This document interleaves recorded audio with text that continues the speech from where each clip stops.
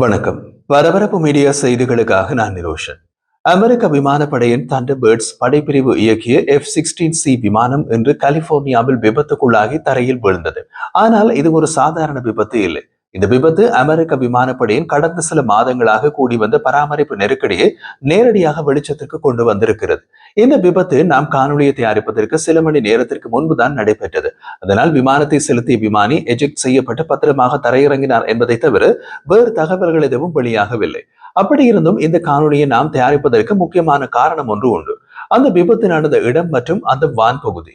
இது அமெரிக்காவில் ராணுவ ரீதியான ரகசிய நடவடிக்கைகள் நடந்த ஒரு இடத்தில் நடந்துள்ள ஒரு விபத்து என்பதால் இந்த விமானம் அப்படி ஒரு ரகசிய நடவடிக்கை காரணமாகவே வீழ்ந்திருக்கவும் வாய்ப்பு உள்ளது. அதைத்தான் இந்த காணொலியில் நாம் பார்க்க போகின்றோம். காணொலியை பார்ப்பதற்கு முன் எமது ராணுவ விமானத்துறை தொடர்பான இப்படியான காணொலிகள் தமிழ் ஊடகங்களில் மிகவும் அபூர்வம் என்பதை தெரிந்து கொள்வீர்கள். அதை பார்ப்பதற்கு முன் எங்கள் சேனலை சப்ஸ்கிரைப் செய்து பெல் பட்டனை அழுத்தினால் நாம் தினமும் பதிவேற்றம் செய்யும் காணொலிகளை நீங்கள் தவறவிட மாட்டீர்கள். பிடித்திருந்தால் லைக் செய்யுங்கள், ஷேர் பண்ணுங்கள். அனைவருக்கும் இந்த விஷயம் போய் சேரட்டும்.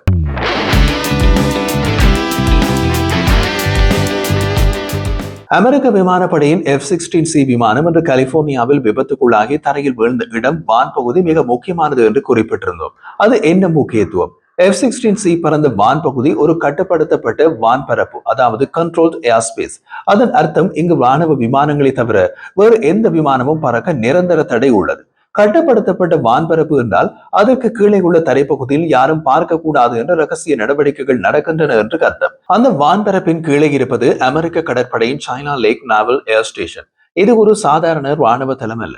மின்னியல் ஆயுதங்கள், அதாவது டைரக்ட் எனர்ஜி வெப்பன்ஸ் முதல் ஏவுகணை ஆம்ப்ராம் மேம்பாடுகள் வரை பல ரகசிய சோதனைகள் நடைபெறும் அமெரிக்காவின் மிகப்பெரிய சோதனை மையம். அந்த இடத்தில் ஒரு அமெரிக்க விமானப்படையின் F-16C விமானம் விபத்துக்குள்ளாகிறது என்றால் இது வெறும் பயிற்சி தவறாக போனது என்று சொல்ல முடியாது.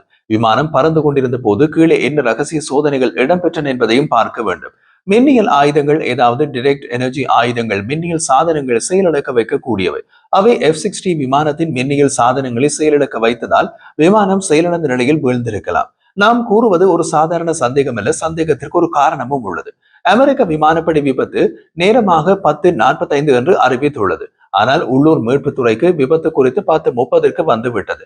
அதாவது விமானம் வீழ்வதற்கு 15 நிமிடங்களுக்கு முன்பே உள்ளூர் மீட்புத்துறைக்கு விபத்து நடக்க போகிறது என்று தெரிந்துவிட்டது. அது எப்படி? இது அறிக்கை நேர வேறுபாடு மற்றும் விபத்துக்கு முன்னர் விமானத்தில் ஏதாவது எச்சரிக்கை ஏற்பட்டிருக்கலாம் என்பதற்கான முக்கியமான காரணமாக பார்க்கலாம். இதை எளிமையாக கூறினால் விமானம் செயலிழந்து விட்டது, விமானம் விழப்போகிறது என்பது விமானிக்கு தெரியும். இருப்பினும் விமானத்திற்கு உயரமும் வேகமும் இருந்ததால் விமானம் அந்த செயலிழப்பை சரி செய்ய முடியுமா என்று முயற்சித்து பார்த்திருக்கின்றார். முயற்சி பலிக்காததால் விமானம் வீழ்ந்தது. விமானியும் பத்திரமாக தரையிறங்கினார்.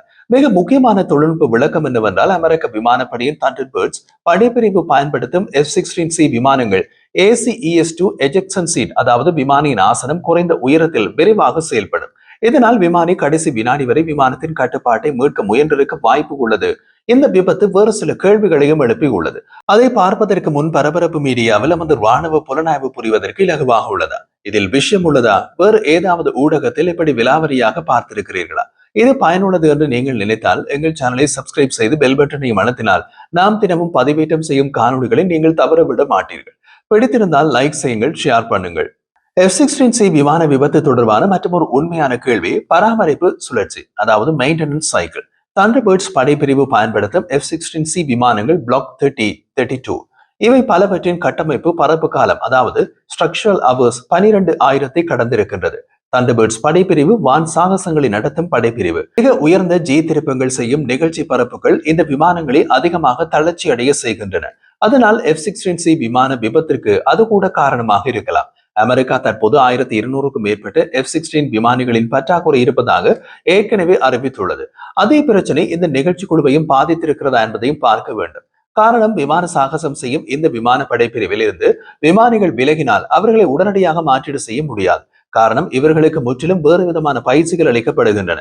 விமானிகளின் பற்றாக்குறை இருந்தால் விமானிகள் அதிக நேரம் பறக்க வேண்டிய சூழ்நிலையும் ஏற்படலாம். அதனால் ஏற்படும் அசதி கூட அந்த விபத்திற்கு காரணமாகலாம். இது மட்டுமல்ல, 2025 இதுவரை அரிசோனாவில் F-35B விமானம் தடம் புரண்டது.